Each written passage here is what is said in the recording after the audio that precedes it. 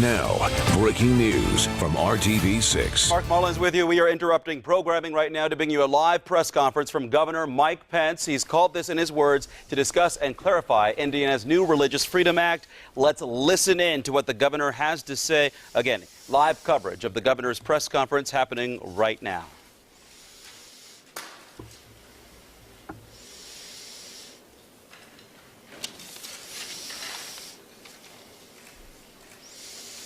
Thank you all for coming. It's been a tough week here in the Hoosier State, but we're going to move forward because as governor, I have the great privilege of serving the greatest people on earth, the people of Indiana. Let me say first and foremost, I was proud to sign the Religious Freedom Restoration Act last week. I believe religious liberty, as President Clinton said when he signed the federal law in 1993, I believe religious liberty is our first freedom, and it is vital to millions of Americans who cherish faith, as I and my family do. But it's also vital to the framework of freedom in our nation. And this legislation was designed to ensure the vitality of religious liberty in the Hoosier State. I believe Hoosiers are entitled to the same protections that have been in place in our federal courts for the last 20-plus years and in the law in 30 other states. But clearly, there's been misunderstanding and confusion and mischaracterization of this law. And I come before you today to say how we're going to address that. We've been working over the last several days literally around the clock. Been talking with people across the state of Indiana, talking to business leaders, and talking to organizations around the country who have spent time in Indiana and enjoyed the hospitality of the people of Indiana, and we've been listening. Well, let me say first and foremost, as I've said to each one of them, the Religious Freedom Restoration Act was about religious liberty, not about discrimination. As I said last week, had this law been about legalizing discrimination, I would have vetoed it. This law does not give anyone a license to discriminate. The Religious Freedom Restoration Act in Indiana does not give anyone the right to deny services to anyone in this state. It is simply a balancing test used by our federal courts and jurisdictions across the country for more than 2 decades. And let me say on the subject of the bill itself, I don't believe for a minute that it was the intention of the General Assembly to create a license to discriminate or a right to deny services to gays, lesbians, or anyone else in this state. And it certainly wasn't my intent. But I can appreciate that that's become the perception, not just here in Indiana, but all across this country. And we need to confront that, and confront it boldly, in a way that respects the interests of all involved. Personal reflection for a moment, if I can. I abhor discrimination. The way I was raised was like most Hoosiers, with the golden rule, that you should do unto others as you would have them do unto you.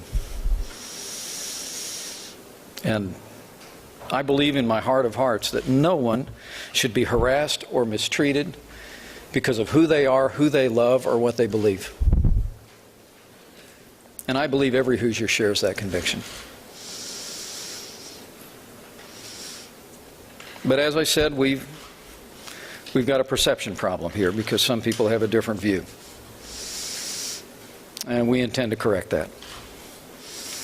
After much reflection and in consultation with leadership of the General Assembly, I've come to the conclusion that it would be helpful to move legislation this week that makes it clear that this law does not give businesses a right to deny services to anyone.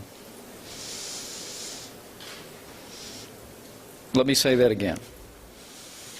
I think it would be helpful, and I'd like to see on my desk before the end of this week legislation that is added to the Religious Freedom Restoration Act in Indiana that makes it clear that this law does not give businesses a right to deny services to anyone. We want to make it clear that Indiana is open for business. We want to make it clear that Hoosier hospitality is not a slogan, it's our way of life. It's the reason why people come here from around the world, and they come back again and again and again. Because Hoosiers are the kindest, most generous, most decent people in the world. Let me say I believe this is a clarification, but it's also a fix. It's a fix of a bill that, through mischaracterization and confusion, has come to be greatly misunderstood. And I'm determined to address this week and to move forward as a state. And I know we will. Indiana has come under the harsh glare of criticism from around the country. And some of us get paid to be under that harsh glare and that criticism, so we don't complain about it. But the things that have been said about our state have been, at times, deeply offensive to me. And I will continue to use every effort to defend the good and decent people of Indiana. I think it's important that we take this action this week. I've spoken to legislative leaders all the way through the last hour, and we're going to be working to make that happen. With that, I'll be happy to take questions. Go ahead. The House Speaker from your own party criticized how you answered this question over the weekend. So I'd like to ask you again, under this law, as it's written, is it legal for a florist to deny services to a same-sex couple citing their religious beliefs? This law does not give anyone a license to deny services to gay and lesbian couples. And look, I could have handled that better this weekend. But going into that interview this weekend, I was just determined to set the record straight about what this law really is. I'm very pleased that the reporting about the Religious Freedom Restoration Act has significantly improved over the last several days. I think there is a growing public understanding that Indiana has passed a law here that mirrors the federal law that President Clinton signed, and it mirrors the laws and statutes of some 30 states. I'm grateful for that. But on Sunday, my intention was to set that record straight. But I want to be clear on that point. And thank you for the opportunity. Go ahead. Do you regret having signed this? Absolutely not. Religious liberty is vitally important in the life of our nation. And to ensure that Hoosiers have the same level of scrutiny when they believe their religious liberty is intruded upon in our state courts that they already have in our federal courts, and that 30 other states have already had for some time, was simply the right thing to do. It's that important. And I was pleased to have signed it, and I stand by the law.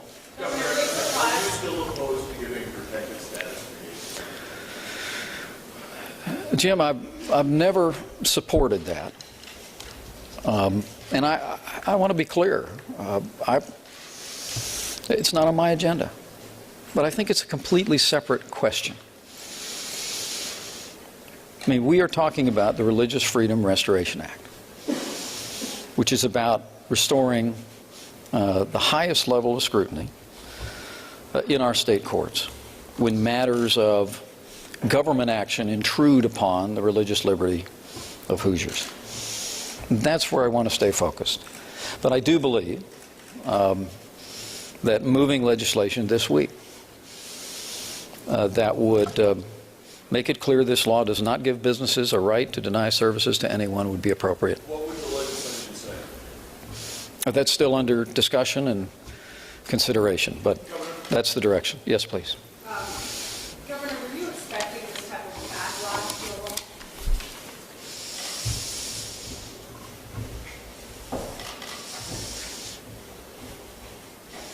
Was I expecting this kind of backlash? Heavens, no. And to be candid with you, when I first heard about the legislation, I heard that it was already federal law for more than 20 years. I heard that it was the law through statute and court decisions in 30 jurisdictions.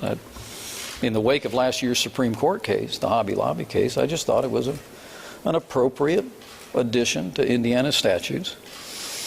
It moved through the legislative process with good debate, but not a considerable amount of controversy. And so, candidly, when this erupted last week, even though I'd made my position clear weeks ago that I would sign the bill without much discussion, I was taken aback. And I have to tell you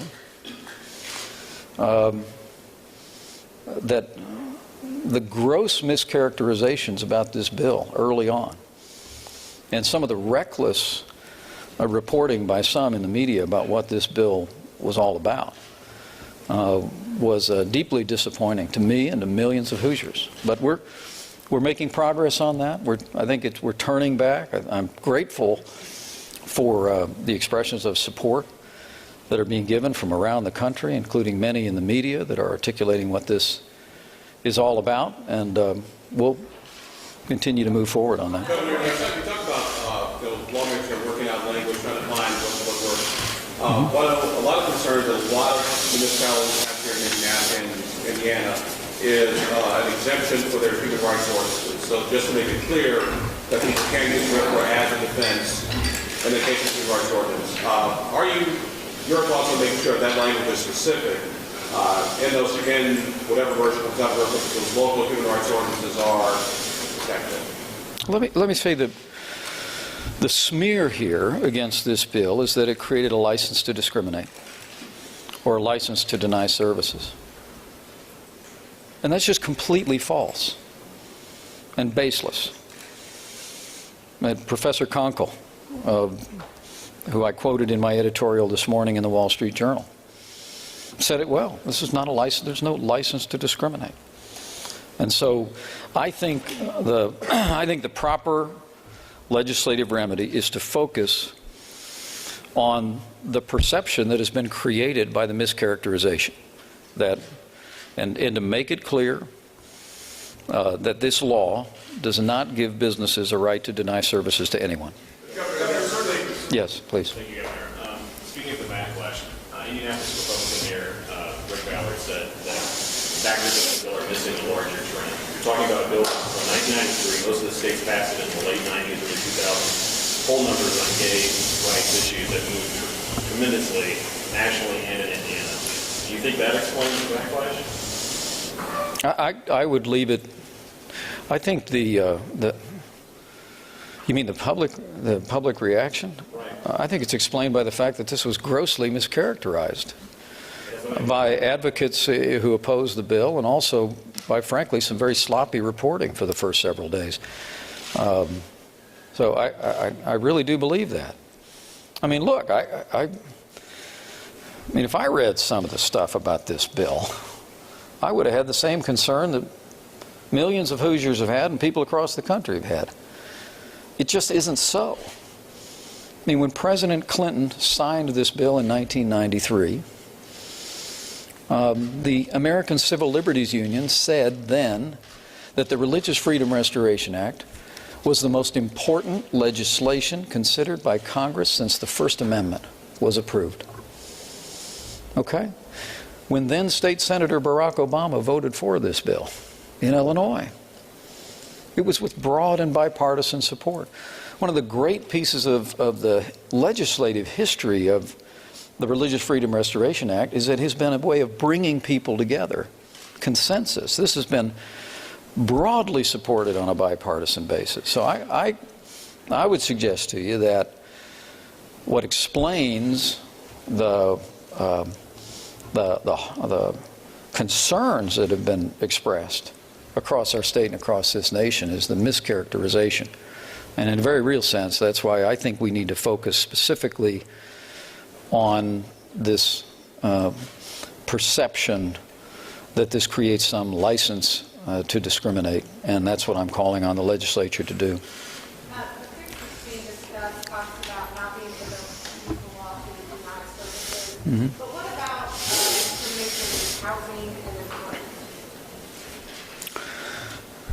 employment? I think that the language is still being worked out. Okay? What I want to make sure is that it is clear to Hoosiers, which are the people that I serve, and frankly, clear to anyone that would come to visit our state, that there is, in this legislation, no license to discriminate, no right to deny services.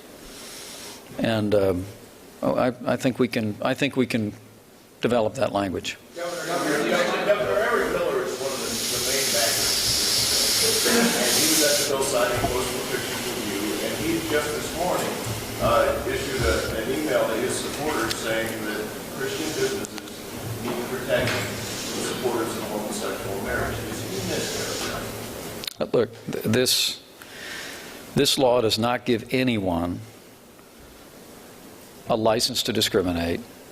This law that I signed last week does not give anyone the right to deny services. The language that I'm talking about adding, I believe, would be consistent with what the General Assembly intended, and certainly what I intended in this case.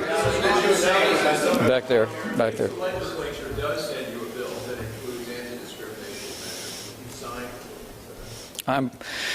I'm calling on the General Assembly to send me a bill that focuses on the issue here, that focuses on, frankly, the smear that's been leveled against this law and against the people of Indiana. And that is that somehow, through our legislative process, we enacted legislation that created a license to discriminate. That is so offensive to me as a Hoosier. And I know it's offensive, to people across the state of Indiana, that we have to correct that first, just because it's not true. And secondly, we have to correct that perception. Because it has to do with the perception of our state and our businesses. Eric? There are two places level of play. One is the discrimination part. The other is that local human rights ordinances would be trumped by this law. The Indianapolis and New England and South Bend, if those ordinances allowing sexual orientation to protect class, do those remain in effect, and does that have to be part of clarification? I just think we need to make it very clear, irrespective of whether those ordinances exist in a community or not, that this law does not give businesses a right to deny services to anyone. Okay? And that's what I have to say about that. Go.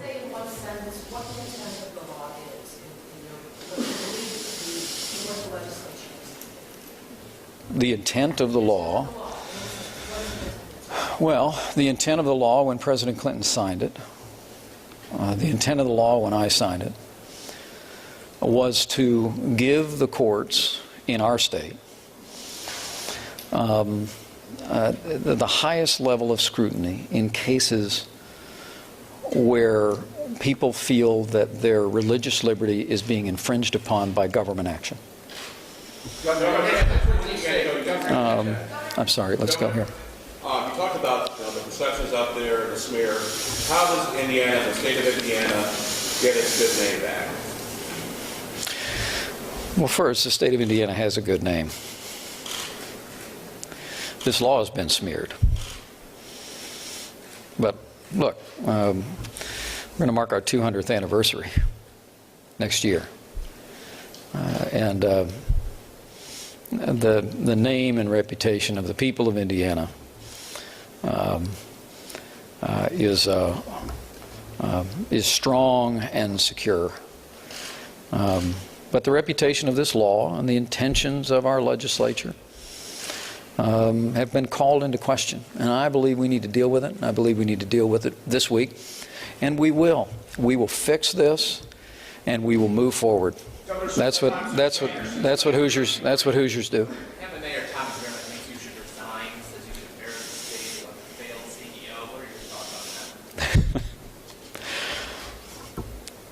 No comment. Tom? What exactly do you want to see in this RFRA clarification? What are you looking for? Well, I want to make it clear in the RFRA law that the Religious Freedom Restoration Act does not give businesses a right to deny services to anyone. That this is about, and I've said before to people, you know, and I want to stipulate the coverage on this has gotten better and more fair, okay? But early on, there was some really reckless and irresponsible reporting about this. But I just would submit to you that it's important that we address the principal allegation here with legislation in this law that makes it clear that it does not give businesses a right to deny services to anyone. Morning. Specifically cite the reckless and irresponsible reporting. We're all here. We've been involved early in reporting this. We should go ahead and specifically call us out. Those actions are irresponsible and reckless. That's a serious question. You keep saying that. Did you cite an article? Did you cite a report? Did you cite a newspaper? Maureen, I wasn't talking about you. Okay, thank you. And frankly, can I just say this? I don't want to let the Indiana press off the hook here, but I will anyway. I think the Indiana press has had this right from early on, but some of the national reporting on this has been ridiculous. Could you go ahead and cite the specific story? I encourage you to do a quick Google search on this license to discriminate business. You'll find all of it. 20 states have similar. Yes, sir. How are you handling the economic fallout where 9 CEOs yesterday? Yeah. Well, I've been on the phone talking to business leaders. Our team's been talking to business leaders.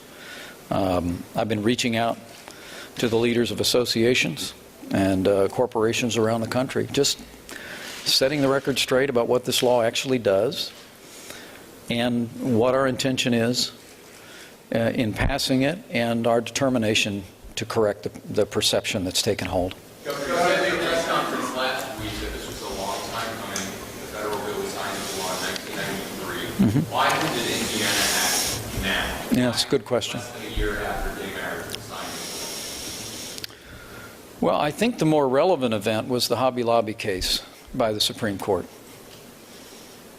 which is a case in point of the value of the Religious Freedom Restoration Act. It really is. The Obamacare was passed into law. It included mandates on health care coverage for businesses. And Hobby Lobby, and I also might add the University of Notre Dame, among others, filed federal lawsuits to challenge Obamacare under the Religious Freedom Restoration Act. The Supreme Court, in a majority opinion last year, upheld the right of a private business owner under the Religious Freedom Restoration Act, citing the act. But here's the background. In 1993, the federal law was signed by President Clinton. In 1997, the Supreme Court of the United States ruled that the act did not apply to states that did not have their own statute. And that's why you had 19 states that have adopted statutes. You have about 11 other states that have adopted it in their case law, this balancing test, this standard. Indiana never did. And so in the wake of the Hobby Lobby decision, to ensure that Hoosiers in our state courts have the same level of scrutiny when their religious liberty they believe is infringed upon, the General Assembly moved this legislation, and that was the precipitating event. Yes, sir. Yesterday, Senator Long said it's just a small number of proponents that are mischaracterizing this as well, and if there are no questions, you support how you described it, and other proponents that are saying suburban one that you say it does. People are entitled to their opinions. But this law does not create a license to discriminate, and this law does not give businesses a right to deny services to anyone. But I think it would be helpful if the General Assembly were to get legislation to my desk that made that clear, and made that clear in the statute. Yes. Go. Court cases where the government, I didn't hear the first part of your question, Tony. Go ahead.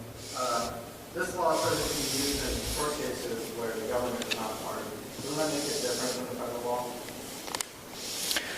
The purpose of the Religious Freedom Restoration Act is to give the people of this country the opportunity to go into our courts, state now and federal for more than 20 years, where they believe that government action has imposed and impinged upon their religious liberty. That's the foundation of this idea. This is about restraining government overreach. And I want to say again, the reason why this was such a broad and bipartisan measure over much of the last 2 decades is because every American cherishes religious liberty. We all understand the importance of the freedom of conscience. It's enshrined in our Constitution. It's enshrined in the Constitution of the state of Indiana. And that's what this is about. But look, I understand that the perception of this has has gone far afield from what the law really is. We've been doing our level best to correct that perception, however imperfectly. And we'll continue to do that. I want to say I am extremely grateful for voices around the country who've stepped up and stood by Indiana as we stand by this law. As governor of the state of Indiana, I believe it would be the right thing to do to move legislation that would make it clear that this law does not give businesses a right to deny services to anyone. John, do you have one? In your conversations with the business leaders, and that is critical, are you confident that this fix will address their concerns? Those conversations are ongoing, but I remain very hopeful that if we focus on the principal misperception that we will garner support, we will restore confidence, and we'll be able to move forward. Governor, you mentioned that 20 states have similar laws, Governor. Yet, is it not also true that what makes Indiana different is that it does not have a statewide non-discrimination law that protects sexual orientation? Well, I think a number of the 30 states that have this standard in their courts are also in the same position Indiana is in, and the same position the federal government's in terms of protected status. But let me say with great respect, I think that's a separate issue. All right? It's not my position. I'm not advocating for it. I understand some people are. But that's a separate question that ought to be considered separate from this idea of religious liberty, and that we will give our courts in Indiana, and have given our courts in Indiana, the ability to discern with the highest level of scrutiny where the people of our state believe that government action has intruded upon their religious liberty. Right here. She's right here.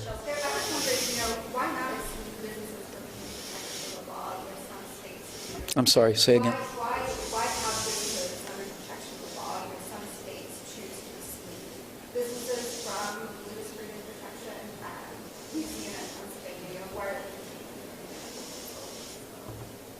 Why is it contained?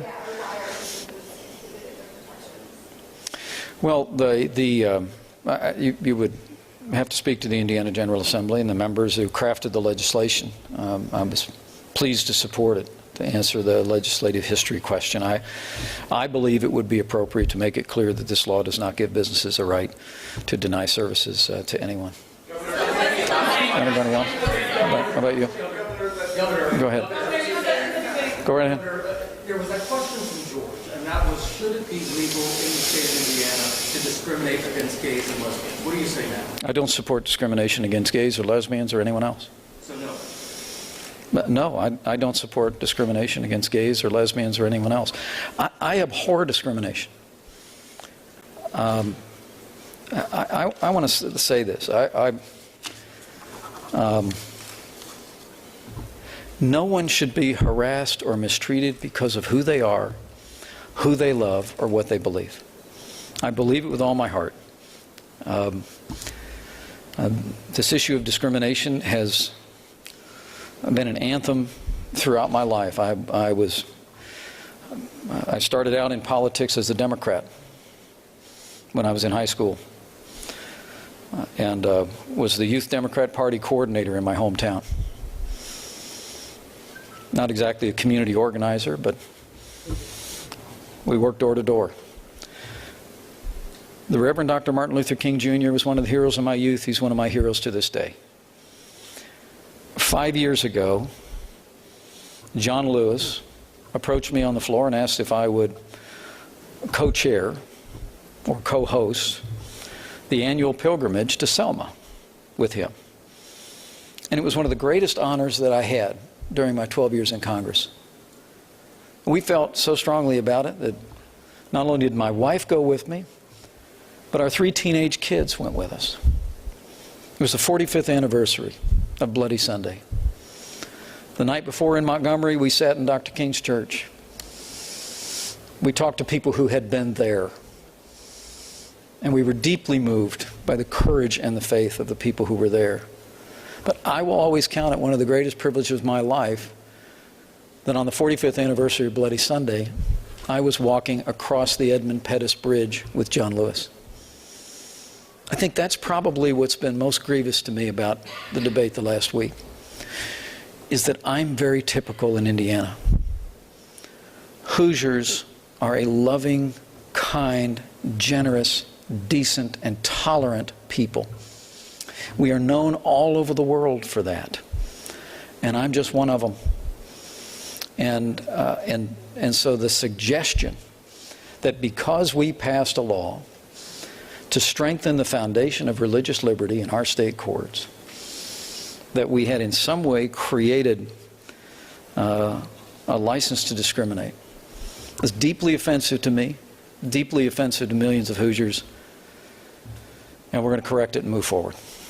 Kevin. When you talk about the misrepresentation and characterization of this bill on Twitter, I'm wondering about the businesses like Eli Lilly and Cummins and the NCAA who leveraging in here on this. Surely they weren't going on Twitter. So what do you think the difference is there? The difference in what? Why would they feel that this bill needs to be fixed or done away with? You're hearing back from these major businesses, so clearly they're not following the reporting on Twitter. So what's their foundation? Well, as I don't want to talk about private conversations or interaction, but I think we all understand that this is a perception problem, and we need to deal with it. And we need to deal with it because it's the right thing to do, and we need to deal with it so that everybody around the country and around the world knows that Indiana is a welcoming place to everybody. And I agree. We've got to correct that perception. And the whole debate about how we got here, you know, we are where we are. And as CEO of the state of Indiana, I'm determined to bring people together and figure it out, solve it, and move forward. Yes. The last question. Do you personally believe that Christian businesses that have deeply held beliefs about marriage should be compelled to supply services, whether it's photography, flowers, baking, across the board, to gay and lesbian couples?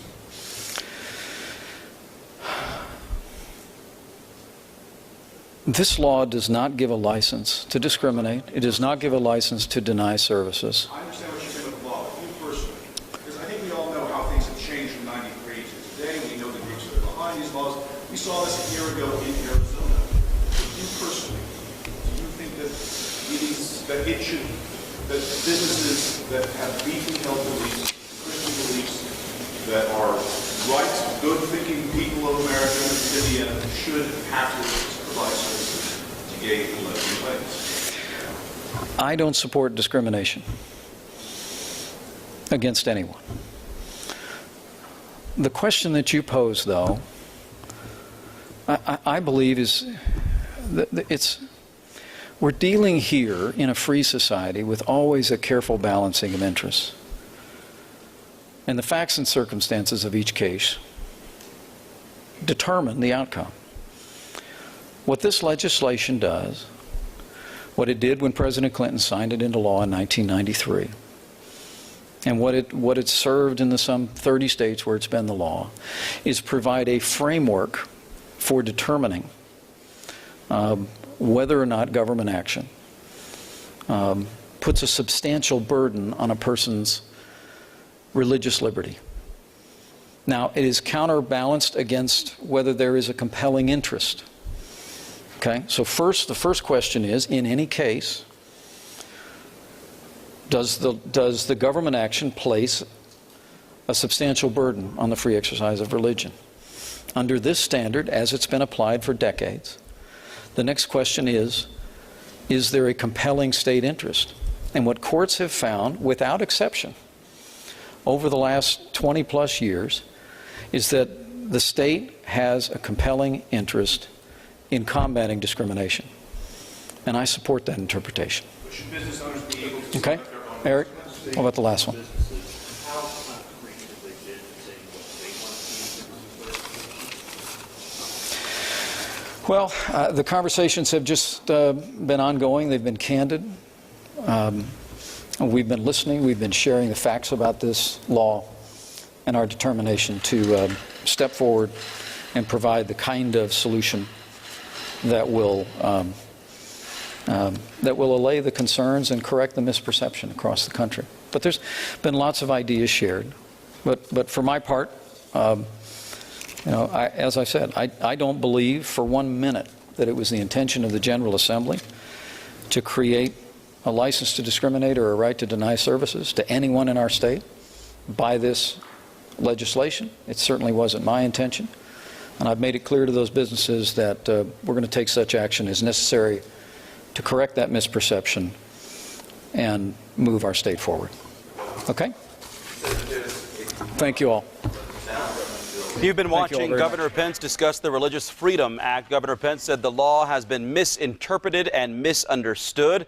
He is now calling for the legislature to clarify the law with language that makes it clear that businesses will not have the right to discriminate against anyone. He says he would sign a new bill by the end of the week. You want to stay with RTV6 and our RTV6 app for continuing updates throughout the day, including on the news at noon. We'll have team coverage for you then. I'm Mark Mullins. This has been RTV6 Breaking News.